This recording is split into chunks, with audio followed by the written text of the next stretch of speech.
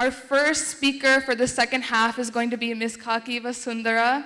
She is the CEO of Pinnacle Montessori Franchise Company, and please welcome her with a round of applause. Okay, my name is Kaki Vasundara Reddy, and I just wanted to share my story, how I started. Currently, we have 5 schools, and we are building a franchise. But how I started, I wanted to just motivate some of you who are on the deciding on the wall whether I want to do, how I want to do, what I want to do. I just want to show you how I did it, so you can take some lessons from there. Okay. So I came to this country in 1992, got married to my husband Alex, and went to school, got my master's in computer science, and started working in Alcatel. So in 2000, Alcatel was doing kind of not so good, and my husband decided to start a biotech company the same year. So we put a lot of our money in his startup, and he started a biotech company. And soon after he started the company, there were a lot of changes in the DNA patent holdings. So the biotech company started going, market started going down. And then in September of the same year, telecom actually started crashing. So we were in industries, biotech and telecom at the same time, and both were going down.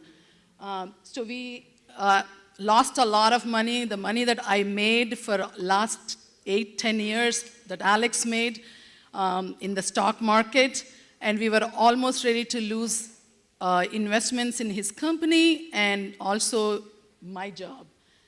Next slide. So the situation was, okay.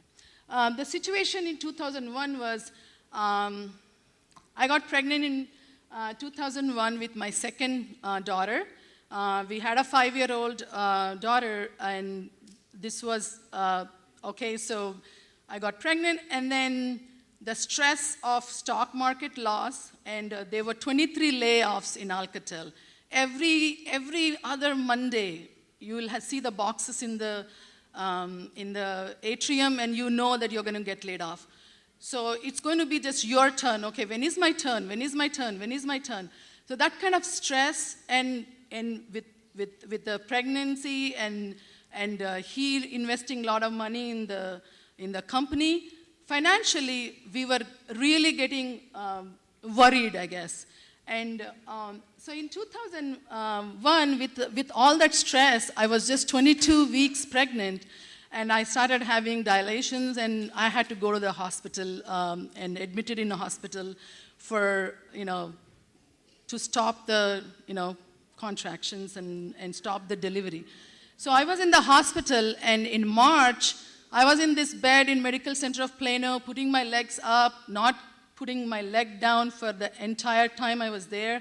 I get a big package at home, and my husband brings that package to the hospital and gives it to me to open, and I open, and it was my layoff package.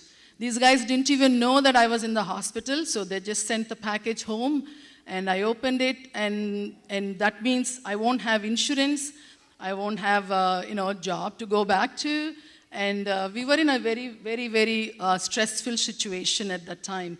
Lost a lot of money, and our medical bills were going up, no insurance.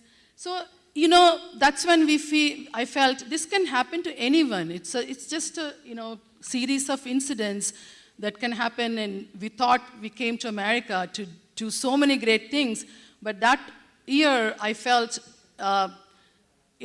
need to do something else, need to do something different. I need to control our life in our hands.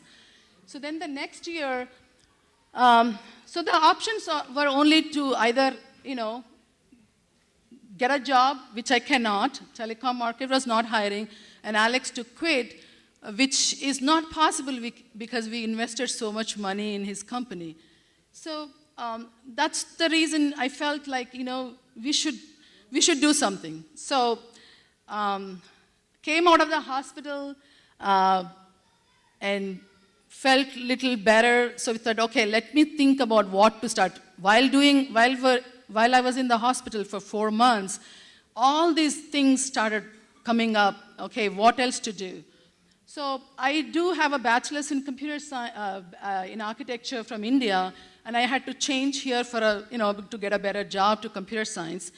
So I thought, something to do with construction, something to do with real estate, something to do. And then my daughter, the older one, was going to a Montessori school and got motivated, felt like this is something I can do with the baby, And we are in education. Education always helped us. So why not do something for education? At the end of the day, my dad says, Vidya Danam is one of the greatest things you can do. And those words felt good that, okay, I'll be proud of myself. This is the business that I feel confident that I can do it. So we started looking into the options. The school became the #1 priority. I did all the research. I looked at hotels, I looked at gas stations, I looked at restaurants, I looked at everything, made Excel sheets, and felt like I still have 2 girls to take care. I have to be there with them, pick them up, be in the evening at home, spend weekends with them, provide that time. So that's when we felt the schools have no evenings, no weekends, summers are low. When the school kids are off, I can take off. So we kind of more and more felt like this is the way to go. So the decision was made. And then in 2001, after the pregnancy went well and had the baby, we felt we did a lot of research, and I felt maybe the new growth area, Murphy, it's a East Plano School District, and it's one of the area where a lot of Asians and Indians are moving because of the good school district. So we decided we will start there, and talked to a lot of friends, had up partners, and got together with 3 other partners because it's a lot of investment. And after losing all that money, I didn't have guts to go and put another $400,000 in this. So had a few partners and started working on the project. And after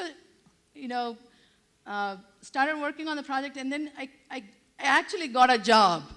So everything started coming into place. I had a normal baby. I had a very good friends network, so I got a job in Texas Instruments from my hospital bed, and everything looked perfect. And I started having a lot of issues with partners. So I kind of felt, oh no, this is not me. I'm just an engineer. I want to be engineer. All this looks so stressful. So many things, so many uncertainties. So much of misunderstandings between partners. So we started feeling like, I don't want to do it again. So I went back to work. I said, I don't want to do it. We stopped the project. And then, but one of the project guy, I still remember my partner, they are Brazilian, Jose. He's a professor at SMU. He's a dean of mechanical engineering. And his wife, Eileen, she was a Montessori teacher for 15 years. And her husband called me one day, and I'm at TI, and he said, Kaki, why are you giving up? We worked so hard. We need to do it. Forget it. I'm going to pitch in more. You pitch in some more. Let's just do it together. That's kind of motivated me. And, Eileen also, she is a Montessorian, and she motivated me. She's like, let's do it. We need to do, we started it. So we did decide to go. They went up in partnership, and I borrowed money from my brother, from my sister. I felt good. I said, okay, I have family, and by asking my brother and sister, it only made it more closer. I felt like they are there for me, and till today I feel the same. Anytime something happens, our family is there. They are going to take care. So once that borrowing happened and we got the money, we started looking for the locations, and slowly, first location, second location, it took us a time because this is our first project. So it takes us a lot of effort, like how I'm going to find the land, what price is the right price, what is the thing that if it doesn't get accepted. So I actually bought a property, 2 acres, and outright closed the property because they didn't want to give us too long a time, so it was only a month. So I bought the property, and I went with the design to the city council in Murphy with all those 5 guys stand there and say, I'm going to do so much good for this city. We're going to have a beautiful school.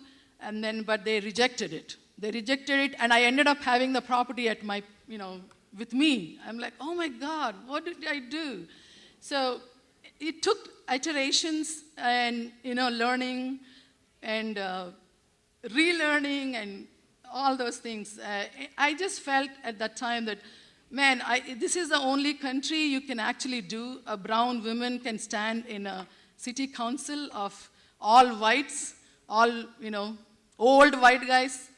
So, and they listen for the next, all they're doing is what is safe for your kids. The location you had so much traffic. It's on a FM 544, and taking a right and then taking a left would be so dangerous for your parents. So you might be getting into accident. So things like that, we learned a lot while doing that research, while doing, requirements of the city. And then we ended up finding a very, very, very good location at a price that was affordable, that was convenient, that was, and we said, okay, this is it. So we got those. I just wanted to say, all this happened, even with adversities and, changing decisions.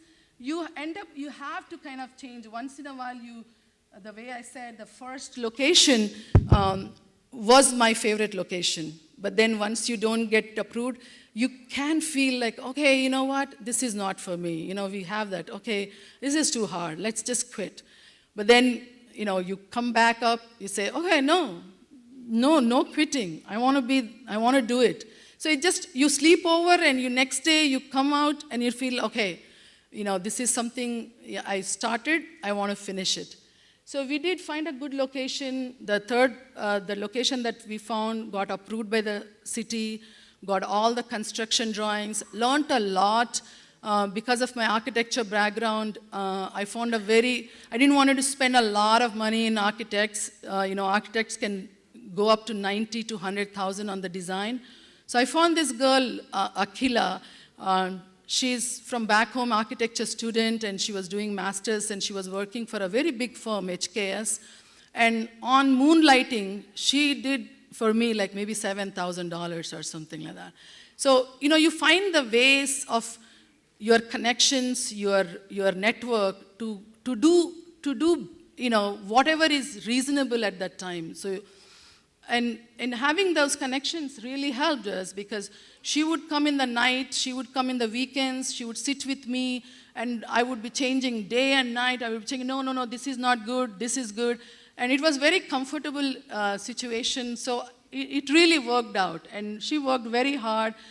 We got everything approved, worked really hard on the construction. Same story, you don't know in this country to build in 2 acres, build this building. So I had to go through a lot of general contractors, builders, get bids, look at their plumbing cost, just like their electric cost, compare costs from each other, find the best deal. We're all doing this. And you learn a lot. You meet a lot of people. You learn. You talk to mechanical engineers, electrical, plumbing. You talk to subcontractors. And with 2 kids, and I didn't want to lose job. I didn't want to quit. I wanted to keep the job because that's something, I studied, I worked for. So I still kept the job, and I said, I'm going to do it. So even till today, I still work. It's just that is my passion, and I want to keep it. So we did that, and in 2005, we opened our first location in Murphy. It was a 7,000 square foot building. We got a good land cost. You can never find this anywhere in Dallas now. It's $18. We just closed in Frisco. So you see $3.75 per square foot went up to $18. You cannot buy anything $1.5 million, 2 acres now. So, it was a very right time. It was a time that you could get reasonable land costs. Building cost came up to $1 million. So, did the building. We had the $440K down payment. And opened the school in February 2005. I didn't even know at that time that you have to open the school only in August. But you don't plan backwards. I didn't plan like that. But luckily, there was a lot of marketing went into it, and a lot of, hard work went into it. We had Eileen's home converted as a Montessori school. So kids can come, parents can come to her home and spend a day there, understand, and then enroll. So we used all the resources that we had to do this. So we opened in 2005, and the first year, by end of the year, we made $120K after paying off our mortgage for almost $1.5 million. In 2006, we made one. Oh, thank you. So we did good. We did good. And, when you are scared, when you're uncertain, you work really hard. That's, weekends. I did say that you don't need to work on the weekends, but those first 2-3 years, we worked every weekend. We would go to school, we would have board meetings, we would have everything in school. We will be there. In 2007, we decided the school was too full. We couldn't accommodate any more kids. So we said we will expand the school, add another 6,000 square foot to it, made it into almost 15,000 square foot now. So we added that, and in 2008, the school almost reached 200 kids, and 180 or something like that. So we did, do a good job on that. We made $275K. Almost our investment is back in 2-3 years. So, we have to grow somewhere, right? So we said, okay, we're going to, we know this, we did it, we learned, why not do more? So we started another location after a year in Allen, and after that, after a year and a half, we had another location in San Antonio. We just decided. We were there at San Antonio at my cousin's place, and my cousin said, I cannot find a Montessori school for my daughter. I have a 1-year waiting list. There's only one school in North San Antonio. I said, okay, we'll build it. And everybody's like, how are you going to build it? It's San Antonio. It's 5 hours from here. I said, anything can happen if you want to, right? So we said, we're going to do research. We're going to find the location. And we are going to build one in San Antonio. So we did build San Antonio, and then we came back, built in Keller and South Lake. And we went back, built another one last year in San Antonio. So we've been doing that, almost every year we have something or other. That's became our exciting, like, oh, let's find a new location. It's no longer stress. It's more drive to do more, So these are the, can you talk to this? My husband will talk.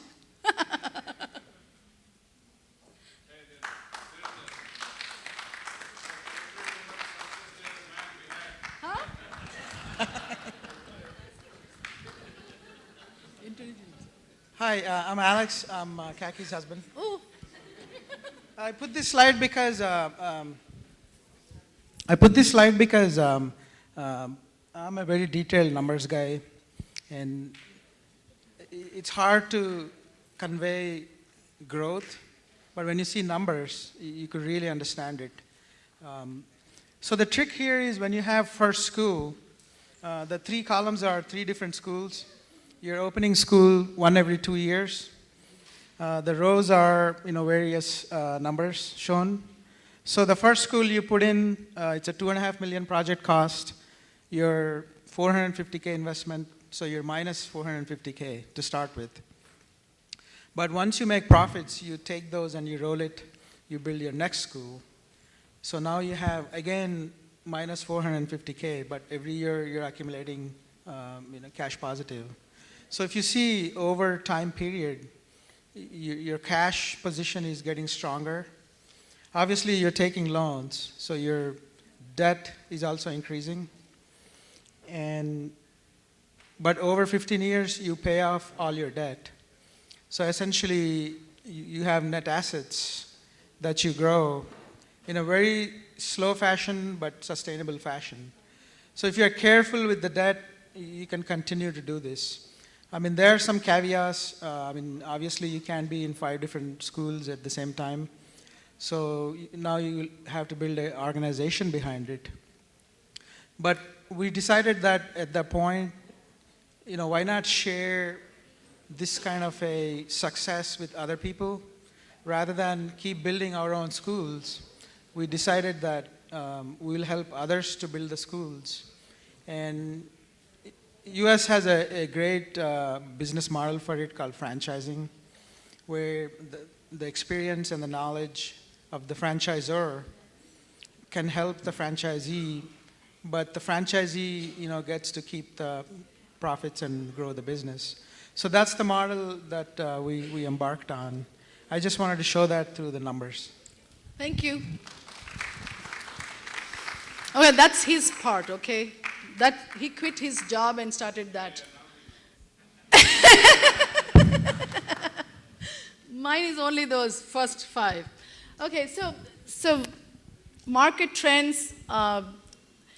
People are going to still have kids.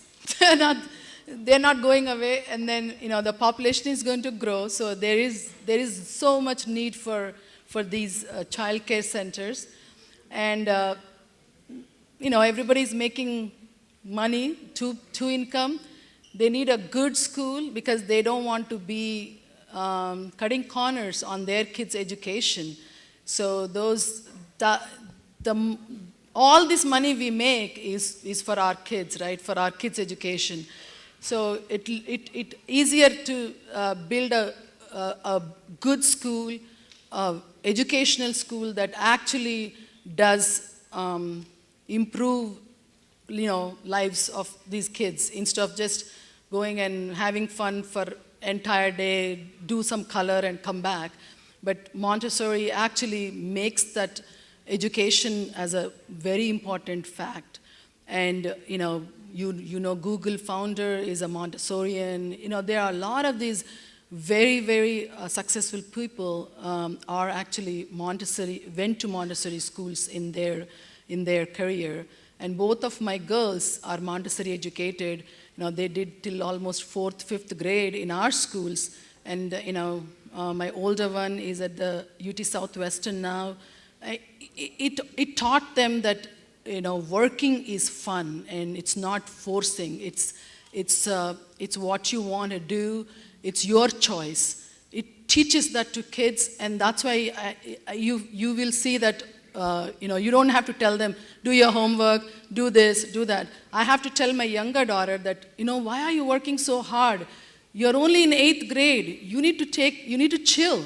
But, they were like, no, I need to do this. So the motivation comes, the creativity comes. I see in my kids that, it really worked. So I believe it. I have a 20-year-old, and I can see her and feel that, it's working. So a market, and it's easier to get SBA loans to new owners. It's a construction loan, basically. So SBA loans are easier and with lower down payment. So current challenges, every business has challenges. We also have challenges. The increasing demanding parents, they are working, they have stressful lives at work. First thing they come to school and first person they interact after the stressful work is your school director or your school teacher. So whatever frustration, you had a boss, you had a fight, you come to school and first thing you take, why is my child's socks wet? And that's it. They are, starting off like, if something really went bad. So that actually made us, in increasing operation efficiencies. So everywhere we saw a problem, we kind of put together a lot of processes in place. So same thing, state regulation, all these are dealing with children.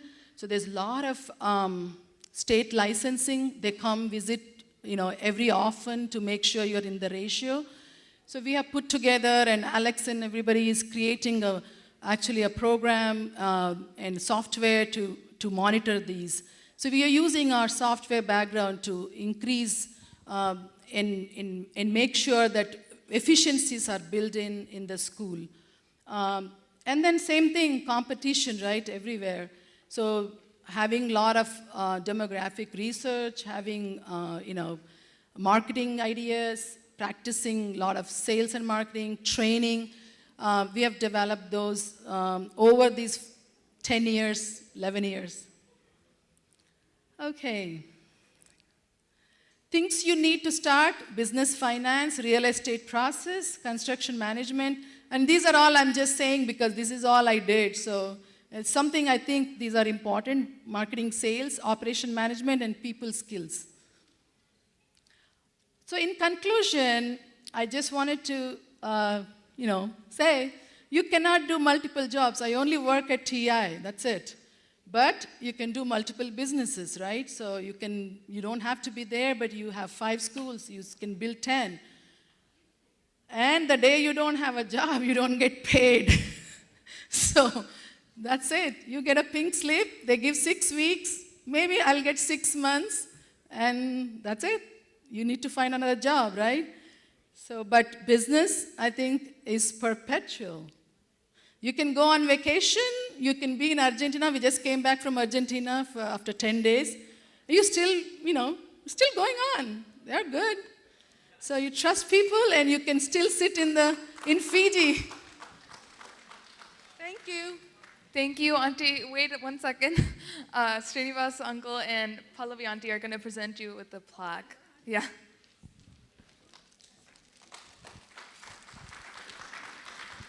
Isn't she awesome? Give one round of applause. Oh. I would like to invite Alex onto the stage, please. Like I said, there's always a woman behind a man, but man behind woman too. So he's really good. He's really good. Yes. And thank you, guys. I think you're a great inspiration, and thanks for being here. Thank you again. Again, I forgot. Today is Vasu's birthday too. So I don't know if you all wanted to sing a birthday or I just wanted to mention.